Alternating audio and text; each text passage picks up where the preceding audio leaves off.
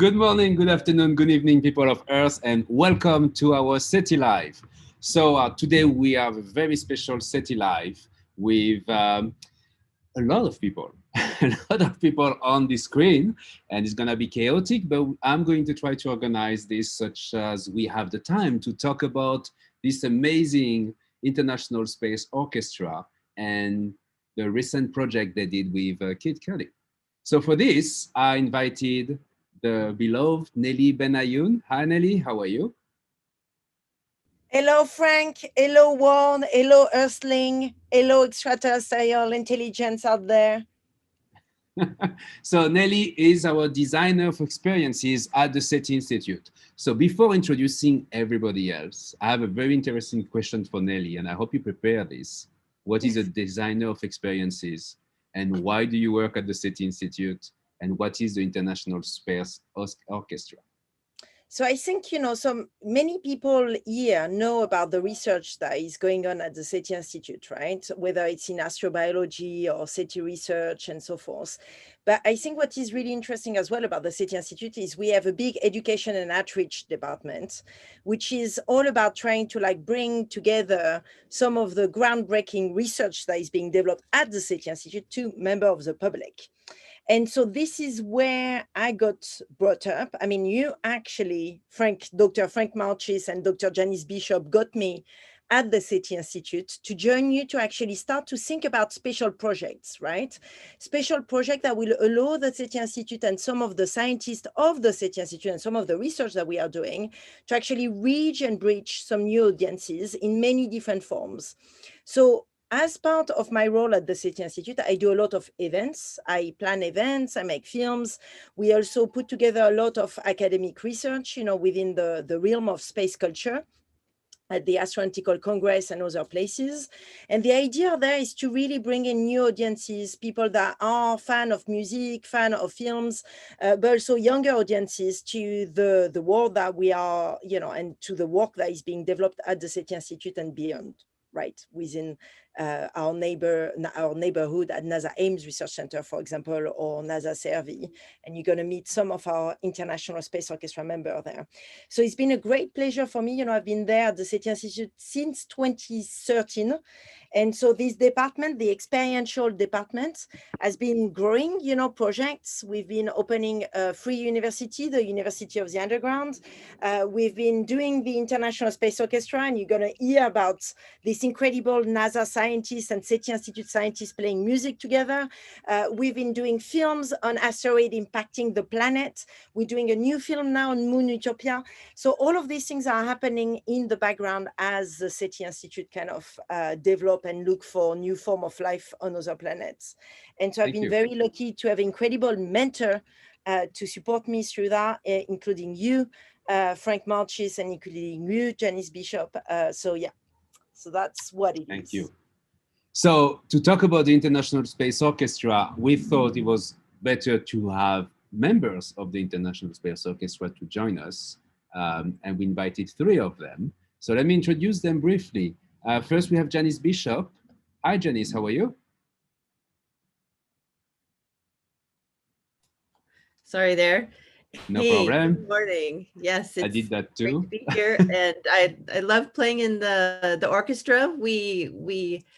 Whenever Nelly comes up with a new gig, then it's fun to meet everyone and turn on the creativity a little bit and get involved again playing some music.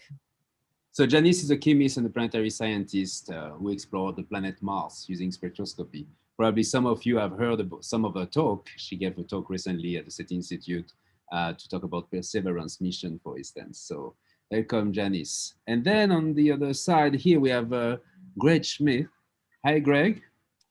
Hi, Frank. How are you? I'm good. So Greg is the director of SERVI, the Solar System Exploration Research Virtual Institute, located at NASA Ames, at the NASA Research Park at Ames Research Center. That's the official title of this place, right? That's right. And then we have a third a musician involved in the international.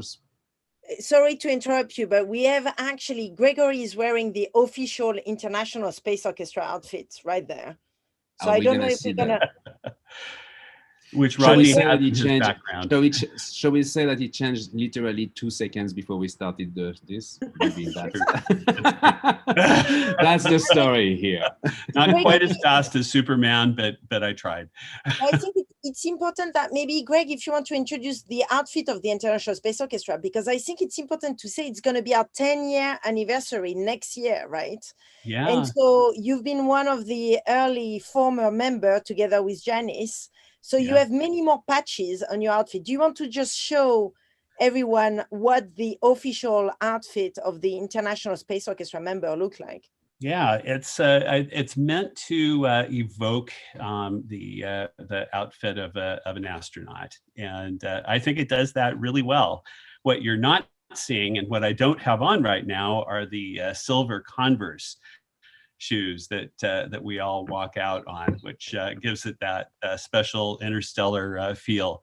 But we have patches for each of the performances that we've done. I wasn't with the group at the very first, but I joined for the time that we played at Davies Symphony Hall. I will admit, it was before I knew that Nelly had superpowers, and I thought, Davies, no, that's not going to happen. Well, guess what? It did. and Hollywood Bowl and the Fillmore Auditorium and a virtual event last year with the Avalanches, and most recently Kid Cudi. So what a ride it's been. All right. So, and the third member of the orchestra with us today is named Rodney Martin. How are you? Good morning. Thanks for Morning. the introduction, Frank. Yeah. For me, it's the evening because I'm in Europe right now. Ah, but, of course. I'm in Marseille, it's south of France, and I'm almost ready for an aperitif, to say the truth. But I'm happy to speak to you, Rodney. And Rodney is okay. So Rodney acts in a supervisory capacity in the Intelligence System Division as a Deputy Discovery and System Health Technical Area Lead. I'm not gonna enter in the detail of that, but Rodney is also a member of the NASA FDL program. So welcome, Rodney. So Nelly, you know those members of the orchestra better than me. So why don't we just start talking? Why don't you just talk first with them about the experience, what they do exactly, when they started? I'll let you deal with this. Go ahead. So, I mean, I want them all to share some of their brilliance, because I think what's important to say about the International Space Orchestra member is they are all incredible scientists. They all are kind of pioneering the way, scientists or manager, or they've been involved with some of the most groundbreaking, mission at NASA or the SETI Institute or, International Space University. And so all of them are used to work in very, I would say, confined technical environments. And, I think what's really interesting, at least for me, to see, to be a part of this, or to actually have put together this International Space Orchestra, was that suddenly you have all of these different humans who are all looking at different sides of science or different missions that are found in the same room. And because you're playing the dobro and I'm playing the trumpet and I'm the head of NASA and you are just one of the young engineers that just started, we can suddenly have really in-depth conversation about the future of space exploration, for example. So for me, the International Space Orchestra has got this fantastic role of existing as a critical space for reflection, not just for our scientists themselves, but also for members of the public to kind of get to know them, get to know the mission they are working on, but also get to know them through their creativity as well. And I don't know if anyone wants to talk about their research, because you're all doing incredible work. So if you want to kind of dive into that, that would be amazing. I'll say I study spectroscopy, and spectroscopy works through the vibration of molecules in the mineral structure. And when Nelly had one of the rock groups we were playing with, she had them come tour my lab when I was trying to think, how do I explain spectroscopy to musicians? And I suddenly thought, oh, it's just like the different wavelengths in music and how you change the wavelength with your instrument, whether it's a guitar or a piano or whatever. And so this helped me in outreach, actually, in explaining what I do to others. And I first thought of it when we had the rock group visiting my lab. So that was kind of fun. Yeah, one- I just would like to remind our viewers before we start. Greg mentioned, discussed as well that you're gonna be able to ask some questions as well to the member of the orchestra, Nelly, and other people later on. So please let us know where you're watching us from, and get ready to ask to write questions on the chat, and I will basically report them. Go ahead, Greg. Sorry. Sure, no problem. So one of the things that a lot of people might not understand is how close music and science can be, you know, and I learned that from a very early age. My father was quite a musician, but he and my mother actually met at NASA. It was NACA back then. There was no NASA quite yet, Ames Research Center. And he was the person that proved it was possible to navigate around the moon. And yet he was also quite an accomplished musician. So I grew up with that knowledge, with the knowledge that it doesn't have to be either or. As a matter of fact, if it's both, it strengthens each other. So I know, you know, Rodney, we've talked about that kind of thing with your fabulous percussion. I imagine you have some perspectives on that too.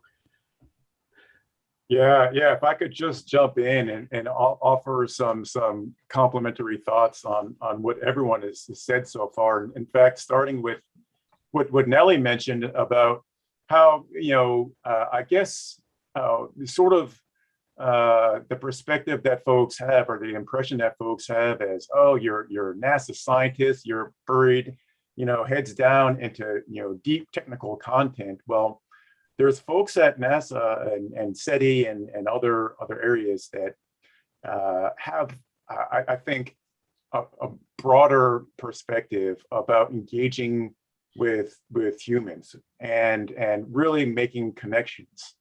When I joined the ISO nearly 10 years ago, I'd say that I was sort of at a pivotal point, and shifting from, you know, a very narrowly focused part of my career and technical content to figuring out how to make a contribution there to really make a contribution to the broader community of folks that are actually conducting really important missions for the agency, and to try to make it possible for them to do their best work, which is kind of a position that I'm in now. And the fact that I have an opportunity to connect with folks who are like-minded and exploring different dimensions within the arts and in music and in fitness.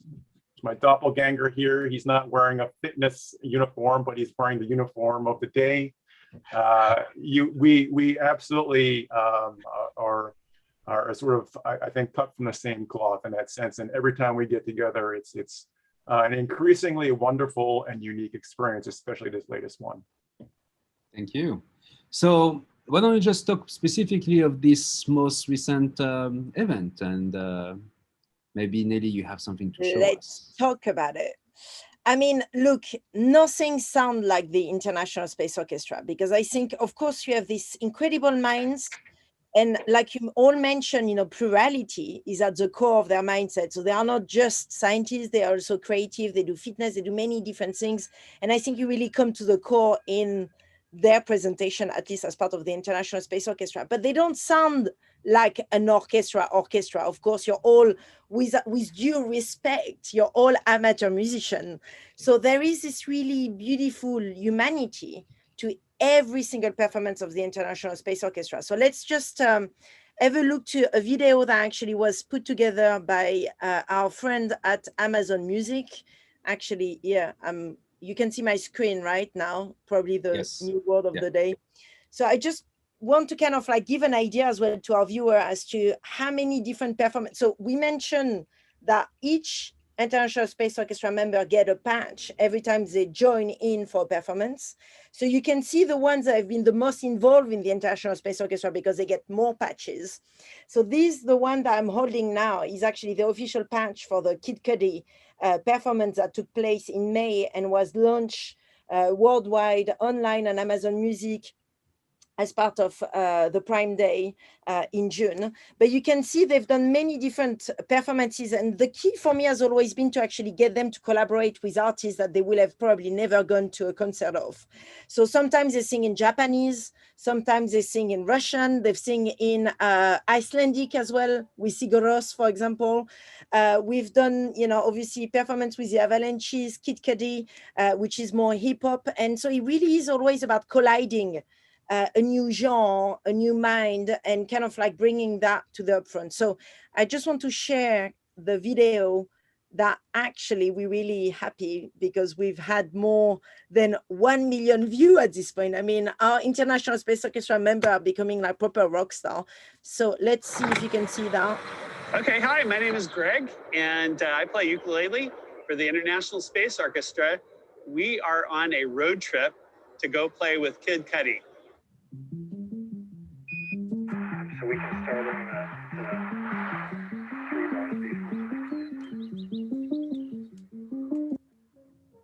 Here at the SETI Institute, we have a skeleton crew of musicians from the International Space Orchestra who are space scientists and explorers and technicians and engineers, and basically people a lot smarter than I am. And I'm the ringer musician who corrals them into a band.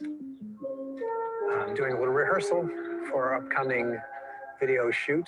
Every time we get together, it's a fun reunion. I haven't played with this group. I haven't seen any of them since at least a year and a half ago. See, we're all desperately trying not to hug each other right now. I know.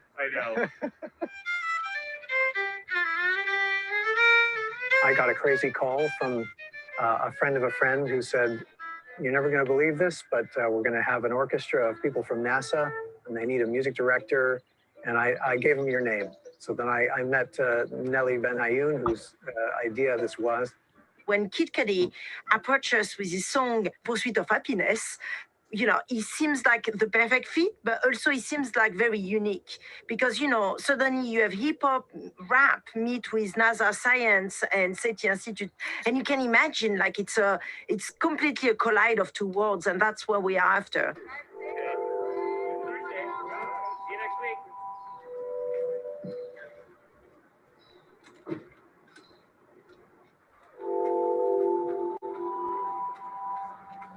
Fitness, music,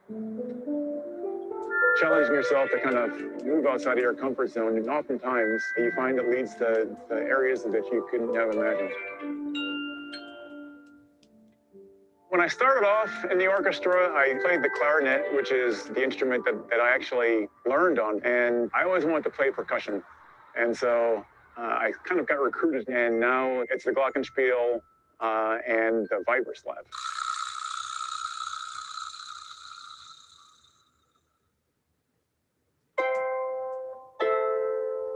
Well, I love the sense of community, and when you're sitting in the orchestra and hearing everything around you, it's just an amazing feeling, being in this wall of sound.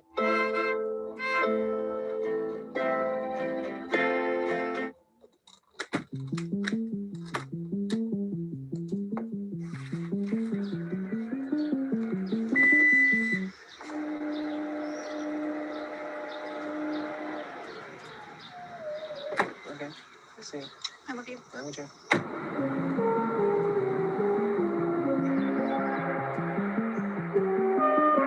I took some fiddle lessons for a while, and it's phenomenally hard. A big part of it is allowing yourself to hear bad. Like if you expect to sound really good, then you'll give up really quick.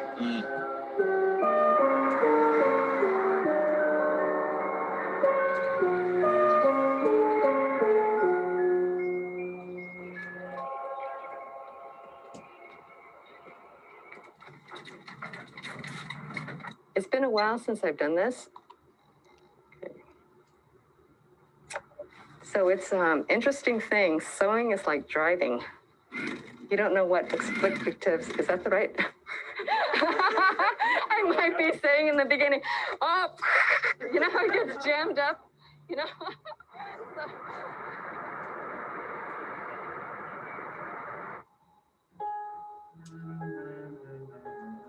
So.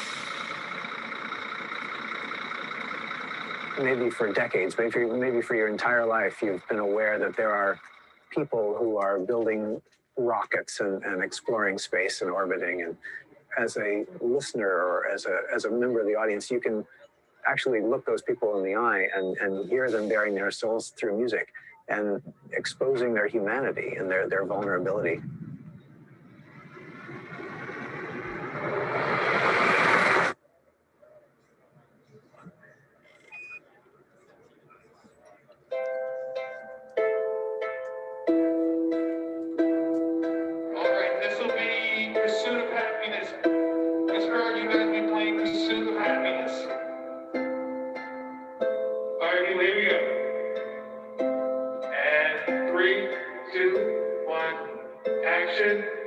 Not only can we as humanity achieve great things, but regular people are the ones who are doing it.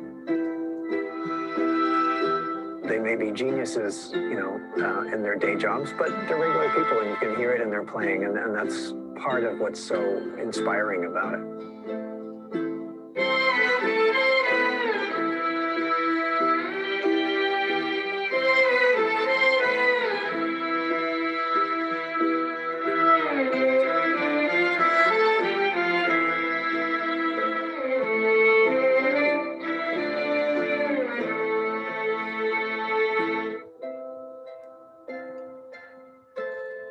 There you go. That was the International Space Orchestra. I mean, at least the documentary about the whole, you know, the short documentary about the whole process of putting this performance together with Kid Cudi.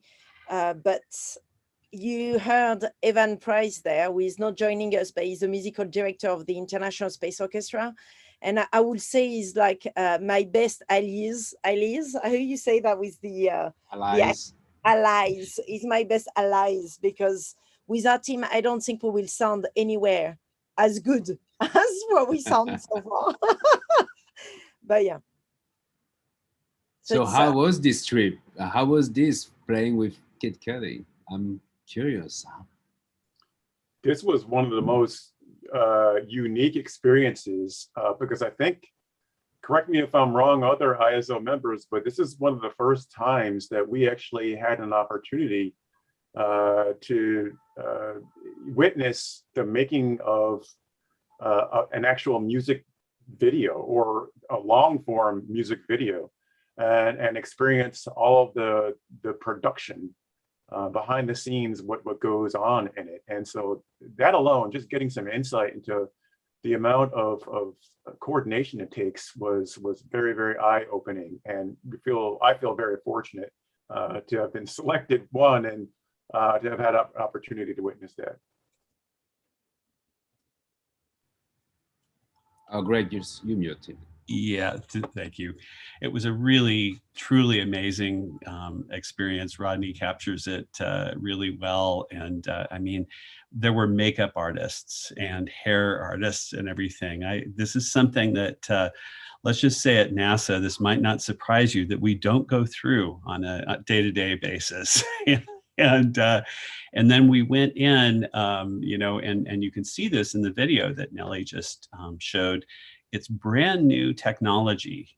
It's not a green screen. It's a different kind of technology that was pioneered with Mandalorian, that a lot of your viewers might be familiar with. And so we could see the background behind us, and it was continually adjusting based on the camera position. So those of us techies like Rodney and me were kind of getting a little bit of a techie high from the whole experience. So and I'll add as well that Kid Cudi was just the nicest guy.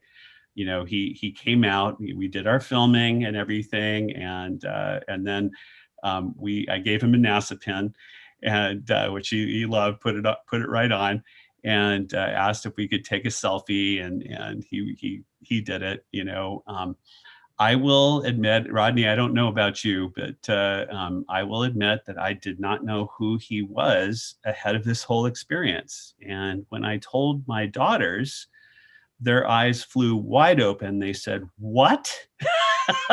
They said, "But But you're touching a very important point here, Greg, because I think in general, you never know any of the artists I bring on the International Space Orchestra. You're always like, who is this guy? Sigur Rós, what? Prodigy, what? I don't know these people. The Avalanches, who are they? But then they really allow you to kind of like talk to a different type of audience, I guess. They do. Yeah. And look cool. So did you talk about space and your work with Kid Cudi and the team over there? You have time to think about that? So I don't know about, I can't speak for Rodney. The only little snippets of space stuff that I discussed with anyone was when I gave them NASA pins. I brought a whole big bag of them, and that was a very popular thing. So what I could tell though, which was really neat, and Rodney, I'm interested in your thoughts on this, is that we were so popular down there, but it was because of the unifying nature of NASA and what we do, and the SETI Institute. It's this great forward-looking thing for humanity that we can all get behind. And I met one of the actors that is in the actual long-form video that Rodney was referring to, and she and I kind of bonded, and she said that she had a son that was really into NASA, so we did a quick FaceTime together, and it was just a fabulous thing. And I don't know, Rodney, what your thoughts are on that. Yeah, I mean, my experience is very, very similar. We were treated so well by the entire crew there, and almost treated like rock stars. It was a bit surreal. But can I just say that there is some background story there, because I put everybody on this production under so much pressure to treat you like if you were a family member. I mean, I made that a requirement. You know? They did. Yeah, because Nelly was not there. I noticed that in the video. So that's because of the situation we have at the moment. This is the thing, like, it was the first time as well where we didn't have the full orchestra. You know, usually we are 43. So it's like suddenly it was missing some of us. And Janice, you know, is one of our key member of the orchestra because she comes together with all of her family. You know, your entire family is actually part of the International Space Orchestra. Your 2 kids are also part of the orchestra. Your husband is in the orchestra. You know, you couldn't actually make it to the final video. Only 8 of them were selected to make it there. So it was kind of heartbreaking. And at the same time, we felt very, very proud. I mean, I don't know about you, Janice, but. Yeah, I guess they only wanted strings in the end because of COVID, but that's fine. We've played a number of times together, and my husband also works at the SETI Institute and plays trombone, and my kids are interns and they play flute and euphonium. So for the 2020 COVID performance, when everything was online, then it was fun to have my whole family involved. That was cool. Well, if I can offer maybe a few final remarks. You know, being sort of, at one point, I at least can claim to have been a scientist deep in the throes of those sorts of engagements. When you focus on a task at hand, you really want it to come out as perfectly as possible. So when we were in it and shooting the music video, I really was thinking, hey, let's try to make this as perfect a visual, auditory, and engaging performance as possible, because it's going to be exposed to a huge audience. We want them to enjoy it, right? And so my hope is that it goes beyond just, you know, a music video, and it's sort of capturing the imagination of the next generation of folks who are involved in STEM and arts, and you know, they can see that you can do a whole lot of things. You don't have to do just one thing, and inspire them, really make them aware of the possibilities that lie in front of them at the confluence of the arts, science, and humanities, and sort of capitalize on these emerging cultural trends and shifts of the current moment. So it's just been a wonderful, surreal, and unique experience to be able to sort of tap into that zeitgeist. Okay, so we are reaching the end of our time here, but I have some questions here. One of them coming from someone who's watching us here. Maybe that's for Nelly. How can people join the International Space Orchestra? Do you need singers? Well, yeah, they can just email us on the International Space Orchestra website and let us know about what they do. I mean, ultimately, usually, sorry, it's the sirens. Right now I'm in London town, so it's like we have the full experience here, the urban experience. But I was going to say, like, you can just email us, let us know what instrument you play. Ultimately, right now we are based in NASA Ames Research Center / the SETI Institute, right, in California. I mean, obviously, I am in London right now, but usually we like to make in-person, events. It's kind of a bit of what we do. I mean, obviously, this time that was a bit of an exception. But if you want to email me and let me know what you do, and specifically, like, the International Space Orchestra is composed of scientists, space scientists, so it's would be important that somehow you link to that. Right. And you wanted to talk about a patch competition? Yes, so right now we have a patch competition. So we don't actually, the International Space Orchestra member will tell you we don't sell patches. We never do that. Only if you're International Space Orchestra member, you get a patch. But specifically for this event, we decided to actually put it up for anyone to apply or to have a chance to actually win 5 of these patches, which are the ones that we produced as part of this collaboration. And I will encourage everybody as well to watch the video that is currently online. If you just Google it, International Space Orchestra and Cudi, you can see it. But also watch the other video of the International Space Orchestra, the one with the avalanches, for example, which was another virtual experience where we collaborated with this incredible band based in Australia. So I guess, for us, it's been, and for any performers and musicians, it's been really difficult time with COVID, but we always for reinvention and, reinventing ourselves. But you can find the competition as well on our website, the International Space Orchestra.com website, and on the SETI Institute website as well. All right, thank you very much. So thank you very much to all of you, Janice, Greg, Rodney, and of course, Nelly, for joining us today in our SETI Live. I hope to hear about you soon. Another experience somewhere, another singer. Always more experience, Frank. Thank you so much to all of you for putting this together, and a big love to all of the International Space Orchestra members that have taken part in this mission with Cudi, and also to all of the other International Space Orchestra members that didn't make it to the final performance, but we're gonna make it, here is an open call for any promoter out there. We want to do even bigger than what we've done so far. Please do check us out online because we've done some big performances, but we would love to do like Coachella, for example, or something like that, Glastonbury, maybe even. So yeah, think about us for big events. What about going to space on the International Space Station and play music over there? Why not? Eh? Why not? We need to get these goals. Maybe you mentioned that because we have a record in space on the ISS, actually. The record of the International Space Orchestra is on the ISS. So I don't know if it's like something to be thankful for or not, because some of the sound of the International Space Orchestra is not the most melodic. Some days it is, some days it's not. All right. Thank you very much. Thank you, all of you. Thank you, our viewers, for following us on social media, for liking us on social media. Don't forget, SETI Institute is a non-profit organization. We are searching for life in the universe, with any type of life, intelligence, but also microbes, and anywhere in our galaxy, on Mars, Venus, exoplanets, elsewhere. We don't know. But to do this, we need your support. So follow us on social media. If you feel inclined, make a small donation, $5, $10, €5, you name it. We will appreciate. Follow our website at seti.org to know more about our research and support people like Janice, Nelly, myself, and others to do our research and to do our work. Bye-bye. I'm giving you a £7 million check, unpaid check, Frank. From the bottom of my heart, it's sent by the moon. Thank you. See you. Thanks, everyone.